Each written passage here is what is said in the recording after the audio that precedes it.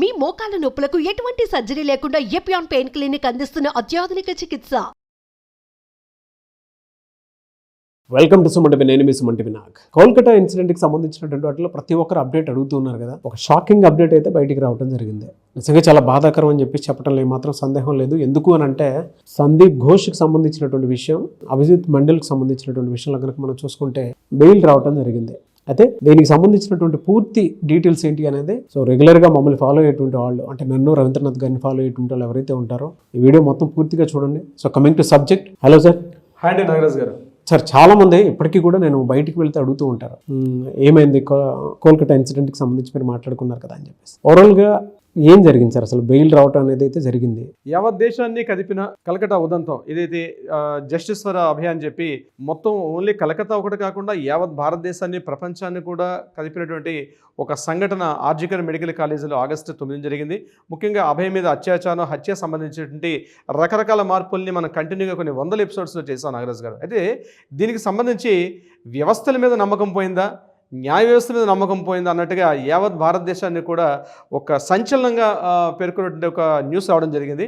ఆ న్యూస్ ప్రధానంగా ఏంటంటే, ఎవరైతే ఏదైతే ఆర్జికర్ మెడికల్ కాలేజ్ సంబంధించి ఆర్జికర్ మెడికల్ కాలేజ్ ప్రిన్సిపల్ ఏంటంటే సందీప్ ఘోష్, అదేవిధంగా ఏదైతే మెడికల్ కాలేజీకి సమీపంలో ఉండే తలా పోలీస్ స్టేషన్లో, ఆ తలా పోలీస్ స్టేషన్ అదే మనం సిఏ అంటాం, అక్కడ ఎస్ఓ అంటారు, ఆ ఎస్ఓని అయినటువంటి అభిజిత్ మండల్ ఇద్దరిని కూడా అరెస్ట్ చేశారు. అంటే ఒక ఆయన కంప్లీట్గా సాక్ష్యాలను తారుమారు చేశారు.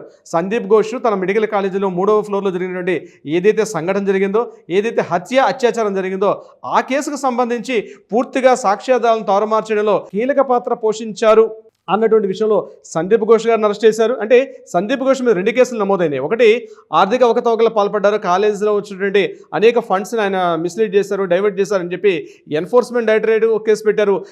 అదేవిధంగా సిబిఐలు కూడా కేసు పెట్టారు.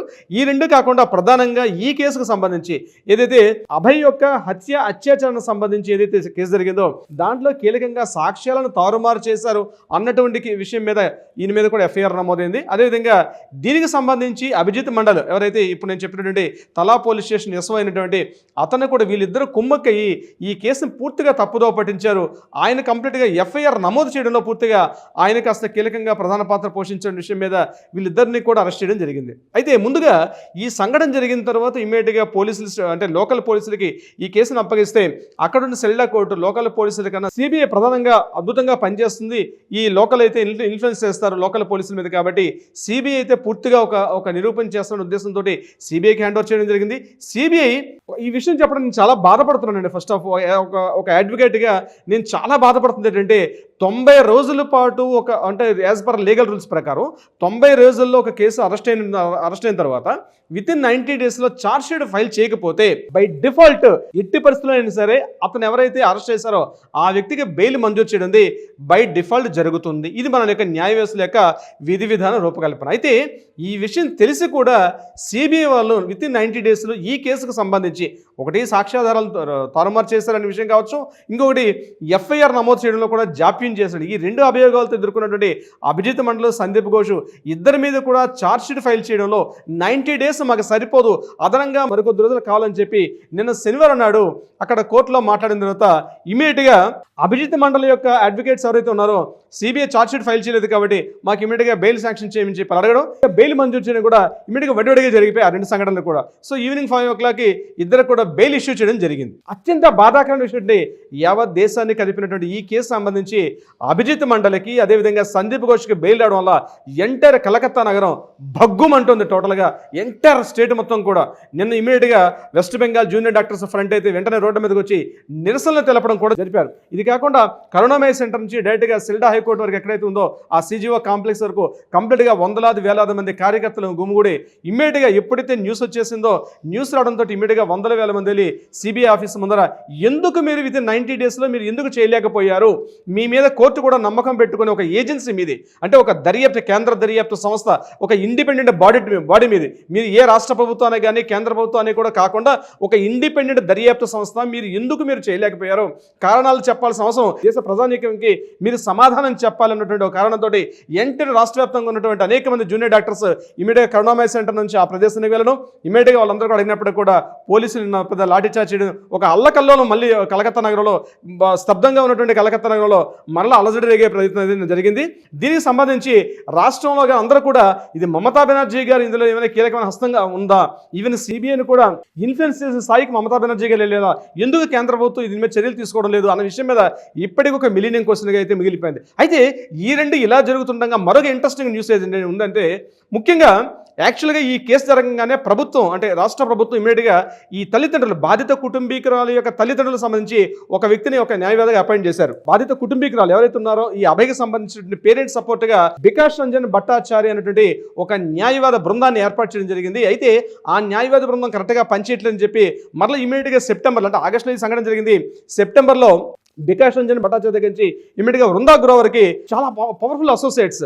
వృందా గ్రోవర్ అంటే దేశవ్యాప్తంగా ఎన్నో సంచలన కేసులు వాదించినట్టు న్యాయవాది అంటే వృందా గ్రోవర్కి ఈ కేసును హ్యాండ్ ఓవర్ చేయడం ఈ అసోసియేట్ జరిగింది. అయితే ఒకవైపు సందీప్ ఘోష్కి, అభిజిత్ మండల్కి బెయిల్ రావడం ఒక విషయం అయితే, మరొక సాడ్ న్యూస్ ఏంటంటే వృందా గ్రోవర్ ఇమీడియట్గా ఈ కేసు నుంచి నేను తప్పుకుంటున్నాను, నేను ఈ కేసుని డీల్ చేయాలని చెప్పి ఎంటర్ హైకోర్టు నుంచి, సుప్రీంకోర్టు నుంచి, సెల్డా సెషన్స్ కోర్టు నుంచి టోటల్గా 3 కోర్టుల నుంచి కూడా వృందా గ్రోవర్గా అక్కడ నుంచి నేను ఈ కేసు నుంచి విత్డ్రాల్ నేను తప్పుకుంటున్నాను, వీలైతే ఈ తల్లిదండ్రులు నేను సపోర్ట్ చేయను, వేరే వాళ్ళని సూచించమని చెప్పి టోటల్గా వృందా గ్రోవర్ అసోసియేట్స్ మొత్తం టీం అందరూ కూడా న్యాయవాదుల బృందం ఈ బాధిత కుటుంబీకుల లేక తల్లిదండ్రుల నుంచి వాళ్ళ మీద విరమించుకోవడం కూడా ఒక చర్చనీయాంశం జరిగింది. ఈ 2 సంఘటనలు కూడా వడివడిగా జరిగిపోయి, ఒకవైపు బెయిల్ రావడం, ఒకవైపు అడ్వకేట్స్ బృందం పూర్తిగా డిఫాల్ట్ అవడం. అంటే వీళ్ళు ఇప్పటివరకు సుమారుగా ప్రతి సెషన్లో కూడా సెప్టెంబర్, అక్టోబర్ అంటే ఆగస్టులో జరిగింది, ఆగస్టులో మాత్రం వికాస్ రంజన్ భట్టాచార్య చేసుకున్నారు. సెప్టెంబర్, అక్టోబర్, నవంబర్, డిసెంబర్, ఈ డిసెంబర్ 10 వరకు నిన్నటి వరకు కూడా కంప్లీట్గా వీళ్ళే న్యాయవాదుడిని ఈ వృందా గ్రోవర్ చూస్తారు. నిన్న ఆవిడ కూడా సడన్గా సడన్గా రిజైన్ చేసేసింది, బాధిత కుటుంబీకులు మేము న్యాయం చేయాలని చెప్పి ఆవిడగా పత్రికా ప్రకటన కూడా రిలీజ్ చేయడం జరిగింది. సో ఏమైనప్పుడు కూడా ఈ కేసుకు సంబంధించి అసలు వ్యవస్థల మీద నమ్మకం పోయిందా, అసలు ఏజెన్సీలు ఏం చేస్తున్నాయి, కోర్టులు, ఎందుకంటే కోర్టుకు ఒక స్టాండర్డ్ ఫార్మాట్స్ ఉంటాయి, ఆ ఫార్మాట్స్ ప్రకారం కోర్టులు పనిచేస్తాయి. అంటే తన ముందుకు ఏదైతే కేసులు వస్తాయో లీగల్ రూల్స్ ప్రకారం, చట్టాల ప్రకారం, న్యాయాల ప్రకారం ఏదైతే ఉంటాయో ఆ యాక్ట్స్ని, అమెండ్మెంట్స్ని అక్కడ పర్మిట్ చేస్తూ వాళ్ళకి బెయిల్స్ ఇవ్వడం అన్నది కోర్టు యొక్క విధి విధానం. కానీ ఏజెన్సీ సంస్థ ఏదైతే ఉందో వితిన్ 90 డేస్లో ఎందుకు సిబిఐ పూర్తిగా ఛార్జ్ షీట్ చేయలేకపోయింది? ఒకవేళ ఛార్జ్ షీట్ ఫైల్ చేయలేనప్పుడు సప్లిమెంటరీ ఒక ఛార్జ్ షీట్ అన్నా ఫైల్ చేయాల్సి వస్తుంది. మాకు ఇమీడియట్గా ఒక 1 వీక్ కావాలని, 10 డేస్ కావాలన్నప్పుడు కూడా ఇమీడియట్గా హోల్డ్ చేసే అవకాశం ఉంటుంది. ఈవెన్ అది సప్లిమెంటరీ ఛార్జ్ షీట్ కూడా ఫైల్ చేయకుండా, ఏమీ చేయకుండా కంప్లీట్గా సిబిఐ మేము ఈ కేసు మాకు ఇంకా టైం కావాలి, మేము ఇమీడియట్గా చేయలేకపోతామని చెప్పి సిబిఐ చెప్పడం అనేది అత్యంత శోచనీయం, అత్యంత జుగుప్సాకరం, అత్యంత బాధాకరమైన విషయం. ఏంటంటే బహుశా భారతదేశంలో ఇంత ఈ వ్యవస్థ పూర్తిగా భ్రష్టు పట్టిపోయింది. ఎంటర్ ద టోటల్ మొత్తం వ్యవస్థ అంతా కూడా భ్రష్టు పట్టిపోయింది. ఒక కేసు మీద కళ్ళ ముందు జరిగిన కేసు, సాక్ష్యాధారాలు కనిపిస్తున్నాయి, అన్ని విషయాలు జరుపుతున్నాయి, కానీ 90 రోజుల పాటు సిబిఐ విచారణ చేసి కూడా సిబిఐ ఇంకా మాకు దర్యాప్తు సంస్థ మాకు ఇంకా టైం కావాలి.